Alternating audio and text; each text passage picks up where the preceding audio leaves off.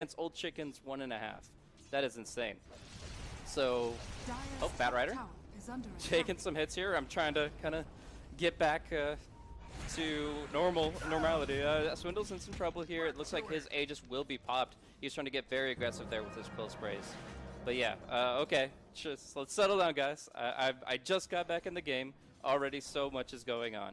But yes, it was a level 1 roll strat. We saw the 5-man TP middle with the smoke. They took it down really quickly with the Viscous Nasal Goo providing negative armor. Diabolic Edict level 1 is physical damage and does a lot to a single target.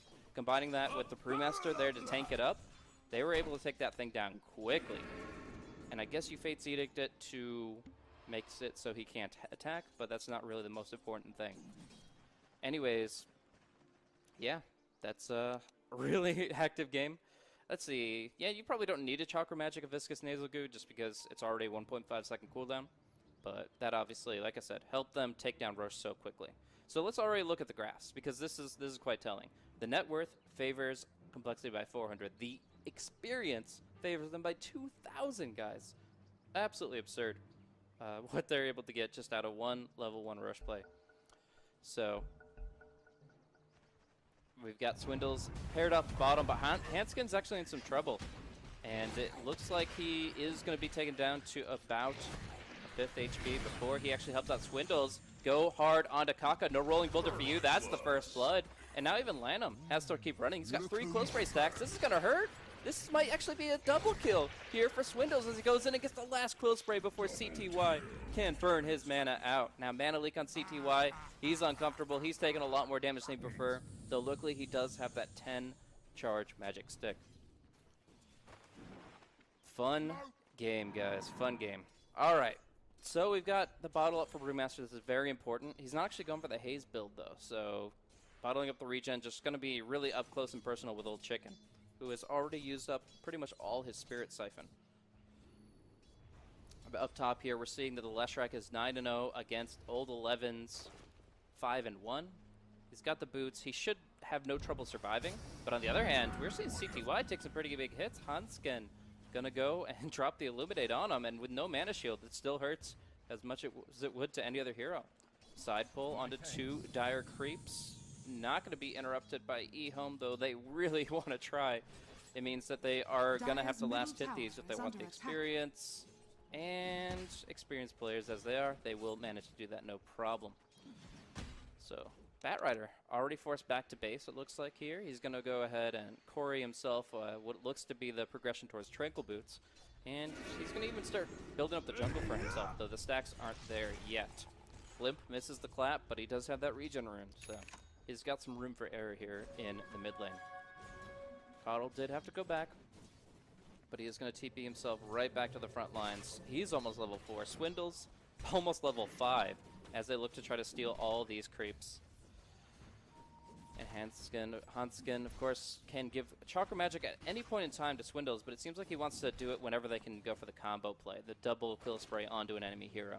So he's kind of saving the cooldown for now and looking for that opportunity. In the meantime, look at this build from CTY. He's level 4, but he's got 2-1 and is holding the last skill point. No, he went for stats. So it is a partial stats build here over Spell Shield, as they realize there's a lot more physical damage coming out than magical. But anyways, yeah, so 2-1 and stats. That means, obviously, if he ever gets up close and personal with Swindles, he can negate a lot of this Chakra Magic bonus mana. Haste room for Death Prophet, almost as scary, and I think he could definitely get a kill on somebody for this, but we'll see if he actually sees the Oracle here. Oracle staying just outside of vision, that's really important, otherwise he might just be a dead man walking. He's actually going to go, oh, he has the, never mind, you can dispel the Haste rune anytime you want, Oracle. You just hang out wherever.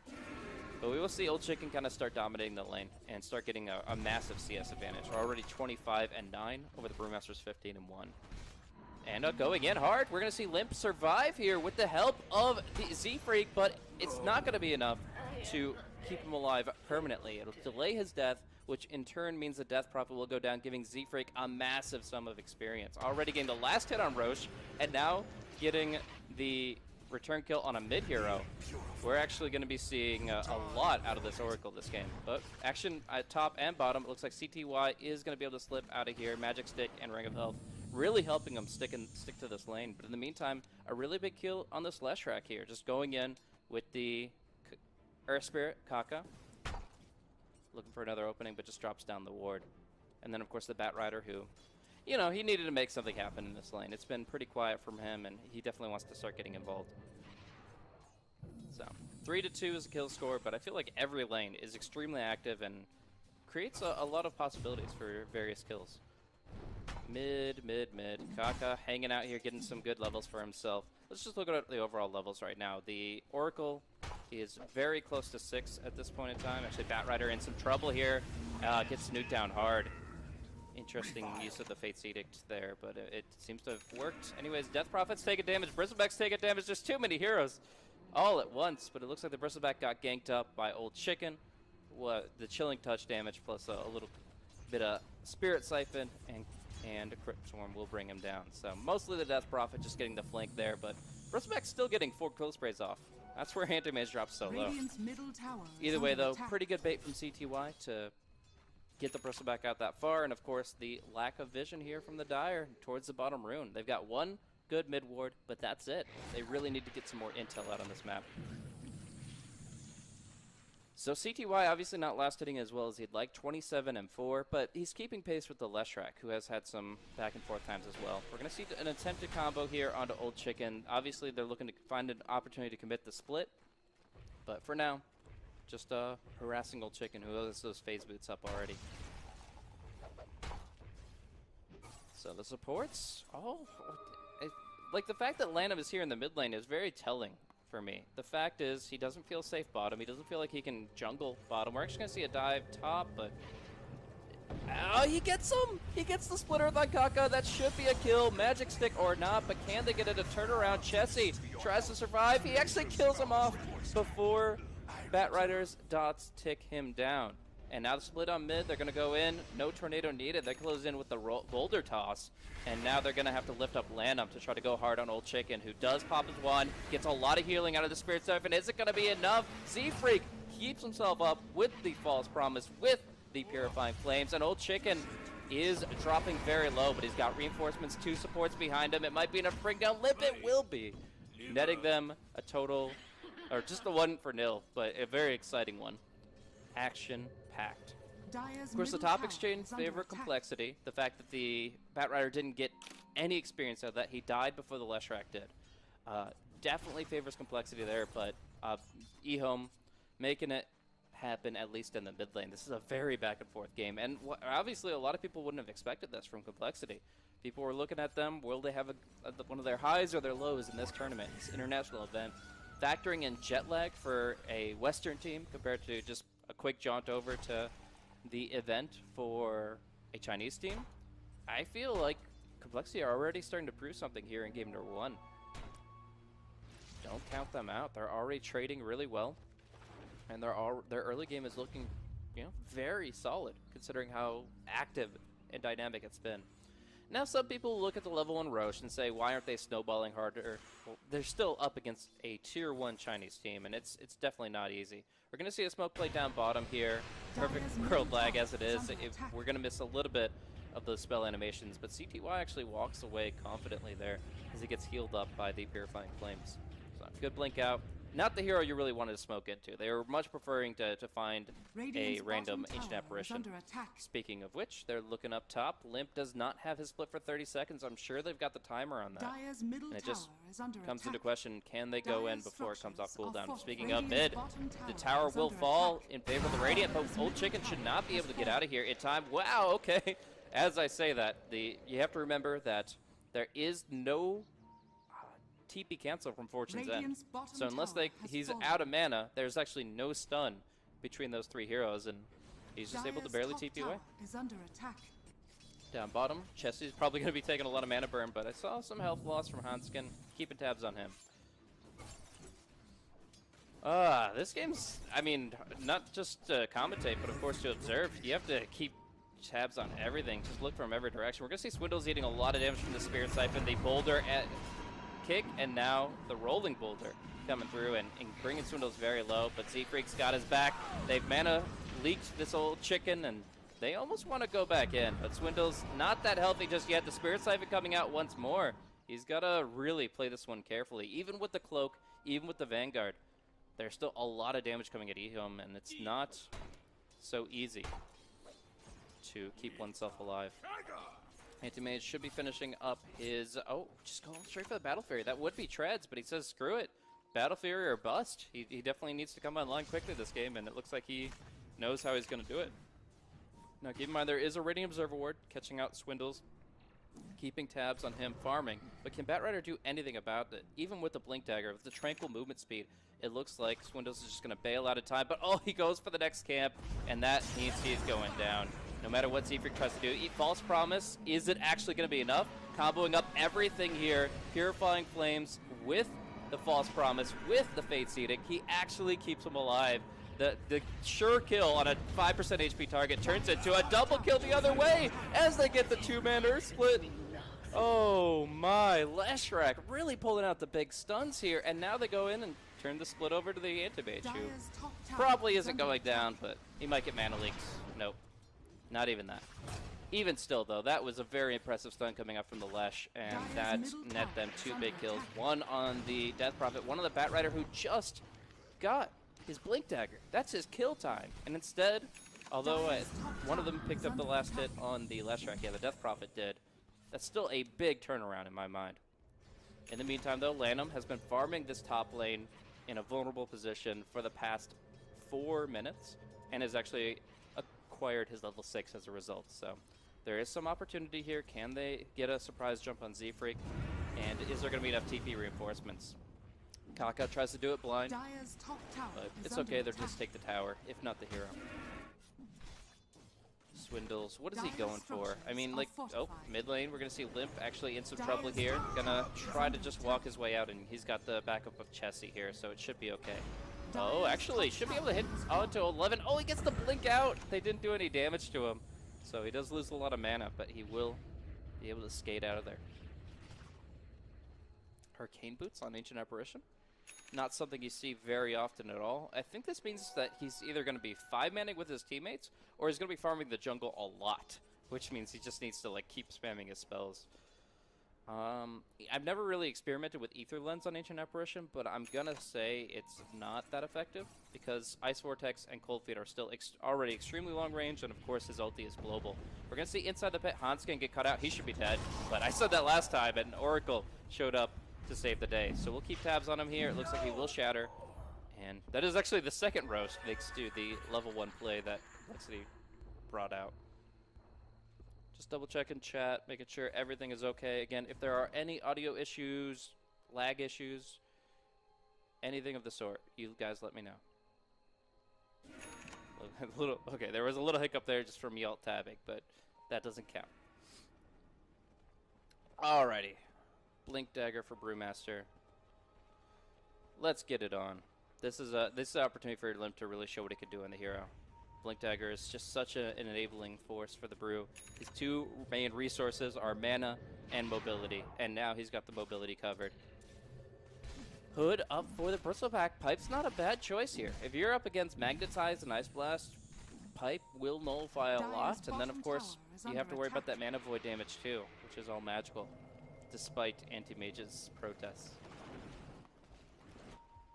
Radiant's top tower is under He'll call attack. it a purity of will, Dire's but bottom tower is under the tooltip attack. says magical, buddy.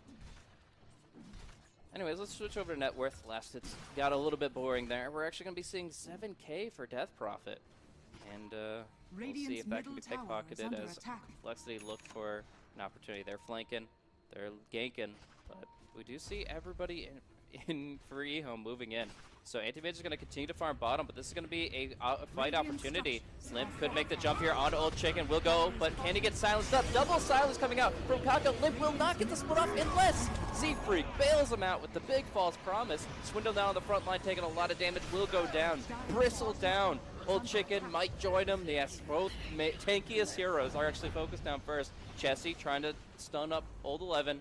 It looks like the Brewmaster's trying to get out. Limp can't get the blink off in time. Gonna get hit by the wrong boulder, and he will be going down. But can he take anybody with him as Chessie and Hans can do massive AoE damage? They're gonna be able to break down both the supports and look for Old 11 as well. Purifying Flames sticks to him. They need one more spell. They will get another Purifying Flames. They just need to keep hitting. And finally, Z-Freak claims his life. The triple kill comes through. Now, that is at the cost of the tier 1 bottom. Anti-Mage, of course, doing Anti-Mage things. CTY pushes bot, takes a tower, gets some damage on the tier 2, and immediately starts farming again top. But in that whole process, complexity come up big. Major gold, major experience, and just showing what they can do with these heroes. These heroes are ready to team fight very early on. And the only odd thing I would say is how quickly Swindles went down in the process. Like, he actually got focused hard, and it wasn't even the big spells. Like, we saw, I think, the Lasso, the Ice Blast, the Death Prophet's abilities go out onto the Bristle, trying to bring him down, but the the Brewmaster, but he got false promised. Instead, the Bristleback just kind of fall to the secondary damage, mostly, I think, because his back wasn't turned. He was kind of diving in, seeing they were focusing his buddy. He was diving in, trying to get massive Quill Spray damage, and it ended up biting him in the face, as he would have preferred to be turned around. He would have preferred to be in a position where he could benefit from that extra durability. Nevertheless, the pipe should come through soon, and that'll obviously rectify a lot of his tankiness issues.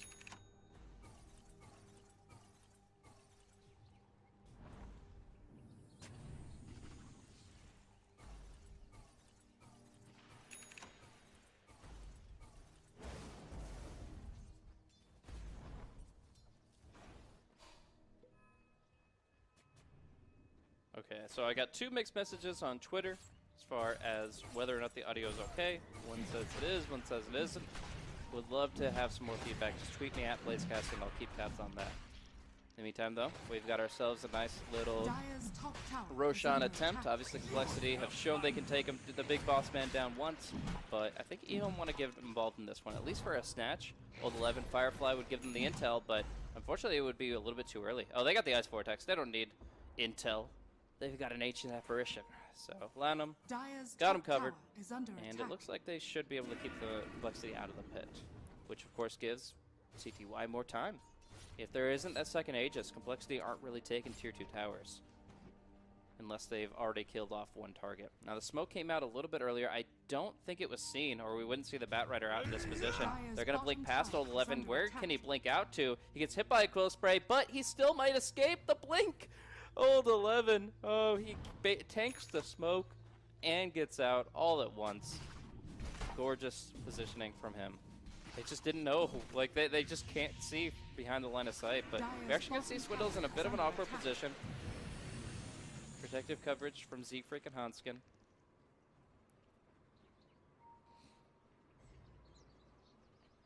And nothing else. CTY farming what he considers the safest place, which happens to be right next to the enemy space.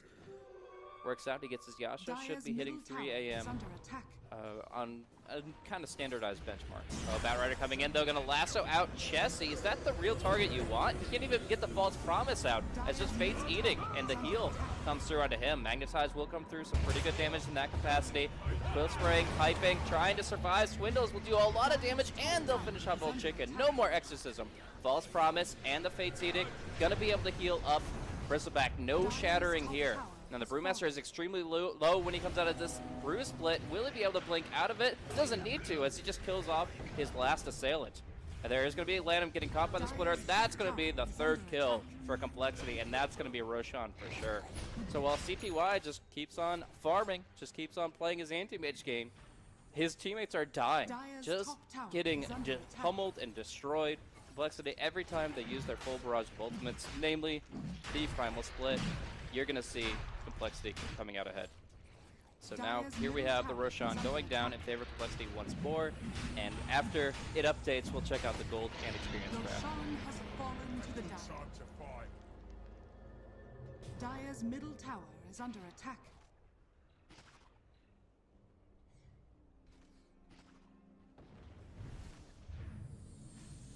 All right, and a mechanism already up for Oracle. Having the Arcane Boots and the mechanism up already is a massive benefit to their team, because they don't really have a great mech carrier. Like, maybe the Bristle could, but we've talked about his own issues of like staying alive.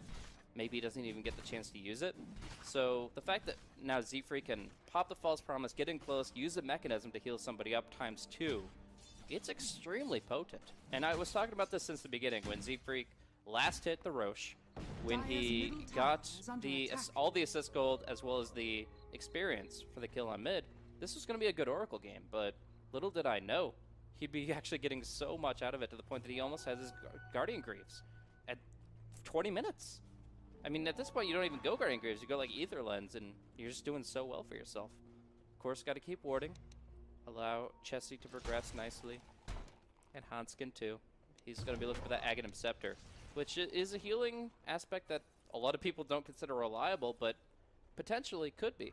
If you are able to time your pushes during the daytime, somebody gets in trouble, all you do is you false promise them from range, and you start channeling that Illuminate, and they're always going to survive from that massive heal unless the Ice Blast is afflicting them. And it is going to be an Ether Lens build from Lanham. Like I said, I have never seen Ancient Apparition Ether Lens. I've never built Ancient Apparition Ether Lens. Ether Lens is an item that almost sounds amazing on any hero, but I would argue that for AA, it's probably one of the less effective supports to have it on. But we'll see. Just gonna require the Ring of Health, and he'll have it. Radiant's top tower is under attack. In the meantime, we are going to be seeing this tower getting nuked down heavily, and in the meantime, CTY will take down the tier 2 mid. Mana Void going to be maxed out by level 17, I believe, and at that point, it's going to be very scary for the Leshrac, who can just be burst down so hard and doesn't have a BKB to counteract it, just a pipe. But they're going to keep going onto the top tier 2, and in the meantime, of course, Swindles is chasing off the Destructors in mid, but Old 11, they false promises there. You actually have to lasso Z-Freak in this situation, and you don't want to, but it's actually your only course of action. TP canceled, looking to maybe turn something around. Essentially, the Batrider was just looking to pick somebody off in the backlines, but Swindle's actually taking a lot of damage. Going to lose the Aegis here to Old Chicken, who popped the Exorcism, but Chessie's TPing back. Can he catch anybody? No. There's going to be a nice little Yules there, and Old Chicken and CTY can make their disengage. So they get a free Aegis. They get a tier 3 tower down, thanks to the Exorcism, and they'll walk away with that. The Rats are trading hard, trading fast, but compLexity now have 100 seconds where they realize that they can do whatever the hell they want, and right now they want to kill off Old 11, but he's got a blink, a 4-staff. He disjoints that Fortune's End, and it looks like his fortune is just beginning. So he's going to be able to continue to cut the creep wave. Speaking of CTY doing something similar across the map, but this creep wave will be enough, I believe, for the tier 2 tower to fall. That's not going to change Batrider or not. Radiant structures are Taka fortified. can't really, I mean, he might want to try to roll in for the deny, Fortified. but it's going to get awkward quickly. Radiant's top tower is under attack.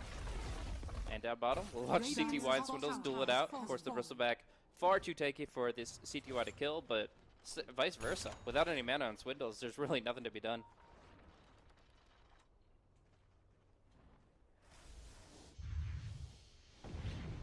Hex up for the Leshrac. That's how you catch the Anti-Mage, actually. If you want a game-ending position, it involves the Anti-Mage having a death timer. So the Hex, you get a Blink Dagger next on the Leshrac, and you are in a position to actually get a kill on CTY, especially if you can catch him off guard. There are 4 staffs, 2 in fact. 1 on Kaka, 1 on Old 11, but there's still possibilities here. Old 11 actually stalking up Z-Freak, wants the Ice Blast. Can he actually bring him into it? Yes, just in time. He will get hit by the debuff and, of course, by the spell itself, but he's just going to try to go home. Just going to try to disengage. Of course, TP was canceled, so he has to use the mechanism as soon as possible. Use the mech. There it is. And he actually narrowly survives as the False Promise ends. They turn it around onto the Batrider. Can they get Kaka too? He's slowed down a bit. Boulder roll. They'll block it. They'll stun it. They'll lock him down for the kill. That's a 17-8 kill score. Favorite compLexity as they turn yet another gank around. Their predictions and the response this game has just been showing what this team can do when they're really working together. They're in EHOME's heads right now, and it's on essentially CTY to bring compLexity down. He's got 17,000 net worth, massive compared to that of anybody else in the game, and it's really all on him to continue to make things happen. He does get a little bit of damage on this range racks, but catapults at work, killing off the ziggurats. So I don't really feel like CTY is too worried about it right now. Just chipping in, doing little by little some good damage, and of course forcing TPs back. Because normally you pick off 2 heroes at this stage in the game, you're looking to take at least a tier 2 bit. But Anti-Bid is keeping the lanes pushed out, he's keeping the base pressured, and that's buying time for EHOME to really get their bearings. Lanham, why do you have an Ether Lens? You get HP regen, mana, cast range. Usually the cast range is the big deal. Spell damage amp of 8%, yeah, it's not bad. But, I mean, Cold Feet, 200 or not, that's a long cast range. Ice Vortex, even longer. I don't know. I have to say that I'm not really feeling the Ether Lens pickup compared to, like, approaching an Aghanim Scepter, which will essentially double, increase your Ice Blast damage by 70%. Like, that's big to me. Instead of an 8% damage increase, you could be working towards a 70% damage increase on the one skill that really matters. But to each his own. If it gets a great Cold Feet off from super long range, that's a short cooldown of 9 seconds, and maybe he can kind of stay back out of the fight while still contributing dramatically. You see the old 11 pick up Z-Freak here as he has to, but they're actually going to get the Hex on Old Chicken, so not much damage follow-up, still Z-Freak will fall, and it's going to be compLexity to look to buy time with the Illuminate, with the Lightning. This is the counter push at work. This is why this draft has like the North American stamp of approval. It's so good at counter pushing when it needs to be. Illuminate plus Lightning. You can death ball, you can hard push, but these guys have the creep clear, the wave clear, and they're gonna have no problem taking you down. And now we've got Caudle with his Aghanim Scepter. We'll just pull up the full item chart so those at home can follow along, but the Aghanim Scepter here is going to make it so that he can always use Recall and Blinding Light, so that during the daytime, he has this massive vision. We'll just switch over to Dire Vision exclusively. He sees everything. Just like the Night Stalker at night with eggs, this Caudle can see 1800 clear vision during the day, and of course, the Illuminate. Not only can he walk away without having to channel it, but when it hits a hero, it will heal, I believe, exactly the same amount. It used to be less, now it is the exact same amount of damage. So while it will deal up to 500 damage, it will heal 500 health as well. And that's, of course, a really big deal when you've got this False Promise going on, because that's essentially negating up to 1,000 damage from that one spell alone. And that's why I like Ice Blast to have Aghanims behind it. But Lanham goes for the Ether. I'll have to think about it a little bit more, but my first impression of the item is that it doesn't bring enough. You get an extra Cold Feet in the fight, maybe. It's good, but if the fight remains mobile, it's tough. It really is tough to get the full value out of it. So I'm not a big fan of this particular Ether Lens, though. Like 80% of them are great. Like, for example, the Oracle. If you wanted to go Ether Lens here, amazing. Get that False Promise range. Make sure the Bat Rider can't pick off anybody. And that's about it. Well, we do have this pause. We do have this disconnect here. Obviously, on lane, they're going to try to get the admins involved, the tech guys as well, and try to get things back up and functioning as quickly as possible. Right now, we've got ourselves a nice little tidy net worth advantage for the side of EHOME here. It's 6,000, 7,000. Yeah, so this is just short of 7,000. But that's mostly in the Anti-Mage. Again, this Anti-Mage is right now 8,000 ahead, or 7.5 ahead of the Bristleback, and significantly ahead of the Leshrac and Brewmaster. So it's still really on the Anti-Mage to continue to perform, but as you can see, he's really had no troubles with that. So far, CTY has gone for more traditional builds than we've seen on him in the past. The Summit. We got to see some really interesting Anti-Mage build, but in this case, it's very traditional. It's the straight-up Battle Fury Rush into Manta, Vlad's, And now, although he did grab the quick Reaver, it looks like he wants to build up a Hyperstone, which can be a Moon Shard for him to eat later, or an AC to push harder now. AC is actually really good because of all the physical damage that I was talking about before, specifically this Quill Spray.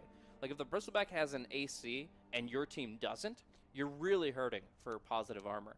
So if he wants to fight with his team, Vlad's AC is definitely the way to go, and that leaves the Death Prophet to actually finish her Octarine core instead of having to go like a Shiva's Guard. That being said, if he wants to be a little bit selfish, the attack speed's not bad, and a Moonshard is definitely an option. But I figure he'll just keep the casual Reaver for now and work on a Heart next. For now. Of course, the daytime clear vision does see him, and that means it's going to be the Hex coming out. They're going to be able to combo up hard on CTY. Might regret not having a Heart as he will blink away, but is it going to be enough? He's seriously going to live? Oh my gosh, they throw everything at him. He doesn't have a TP scroll. Can the... Coddle, you have vision. Coddle, please, look in the trees. You have clear vision. Oh, why wouldn't he just look? Even if he's just standing in the middle of the lane, he would see him. Even now that he's just out of sight, he'll blink away again. CTY pulling a Houdini and baiting in the entire complexity lineup. Now EHOME is coming in. They've lost their anti-mage and now they are running for the hills. They do not want to take this fight without AM. And yeah, the 4 staffs should be enough to get them out of here. There's not that hard a blink engage coming in from Complex, except we are going to get one spell catch out on Lanham. But he made it home somehow. I actually thought that... Oh, the Hex is just cooling down. So anyways, that was a little bit awkward because obviously Hanskin was not using the full benefits of that Coddle's Aghanim Scepter. But in the end, they get the Anti-Mage. In the end, they get the push. Like I said, the pushing condition is kill Anti-Mage. Once he's dead, the map is yours. And we get to see that here, a 20,000 net worth hero, who, by the way, gave a lot of gold to whoever killed him. That would be the Brewmaster for 500, but the team as a whole got a lot of assist gold. And we're ready to go. See the next part. Radiant structures are fortified. Limp with the split available. Big 3-man clap coming through. The Ice Blast is not going to be very solid in this position. Just hits on Chessie and Swindles, but Chessie will be ticking low, and no, the Hex won't matter. But oh my gosh, they still kill off the Death Prophet in time, and now Chessie is going to be healed up. The Batrider tries to bring him down, puts him on a cliff, but look at his health skyrocket when the False Promise ends. CTY blinking in, tries to turn that back around. It's going to be Firefly hit by the Fate's Edict, and even CTY's ultimate won't be enough to break Chessie down. But in the meantime, everybody's scattered on the side of Complexity. The Primal Split has ended, and everybody seems to be just running every man for himself. So CTY will try to pursue as best he can. It looks like the Leshrac, well, he's stranded, and he'll hope for the Courier to bring his salvation. For now, though, it is going to be everybody TPing home. Final fight recap shows pretty much an even engagement, as the Ancient Apparition and Death Prophet both fell in exchange for supports. But we'll look back over at the Leshrac, who I'm assuming will be charged on by the Anti-Mage in just a moment here. But is that a Blink Dagger for him? Yes, it is. He's actually going to be able to blink out in time. CTY misses his window, and the Radiant Observer Ward will show him how close he really was. That is quite unfortunate.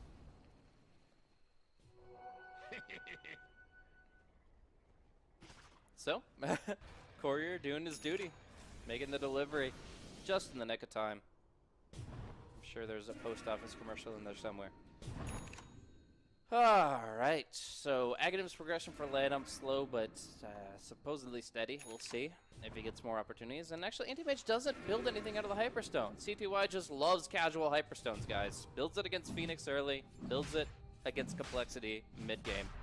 But he finishes the Heart, realizing that he just didn't have enough to survive the full onslaught of Complexity the last time he got caught. So you are instead just seeing them keep track of the Roshan. Of course, like I said, the Ice Vortex has an amazing range. He can practically cast into the pit from here. So they don't have vision problems thanks to that Ether Lens. And they'll try to prevent this third rush from happening because, of course, it does have Cheese. Cheese doesn't matter much to an Aghanim's Ice Blast, but we've seen healing coming into big effect here for Complexity, as Lanham either just not able to get enough damage done with his spells, or just not hitting the big Ice Blast. The Leshrac almost shattered. It was very close, but they just killed the Death Prophet fast enough that it didn't end up mattering. Alrighty, so we're gonna see EHOME try to take advantage of this nighttime, try to get the surprise attack. Can they get a good hit with the lasso here? Blink, Force Staff, they're going to pull Limp, but he's just going to get hit by the False Promise and be just dandy. But now Swindles in the front line is silenced up. We'll have to pop the pipe very soon to try to survive. He's taking so much damage. Where's your pipe, Swindles? He tries to get to his teammates to give everybody the buff, but in the end he still falls. And the complexity's backline is just torn asunder by this anti-mage. Oh my, they didn't even have to use half their spells. The Earth Spirit didn't use anything there. And CTY just cleans up the third hero and goes in for the Roshan. No problem at all. Look at this damage chart. CTY, one massive mana void, and he carries the fight, 100%.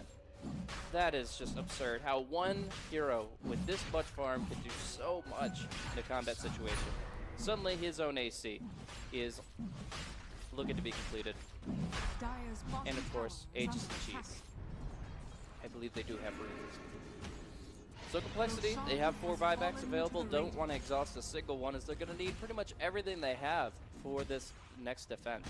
In the next 5 minutes, they're basically going to be bombarded from multiple fronts, and it's just not going to be a comfortable spot for compLexity. 76 seconds is going to be the exorcism cooldown timer.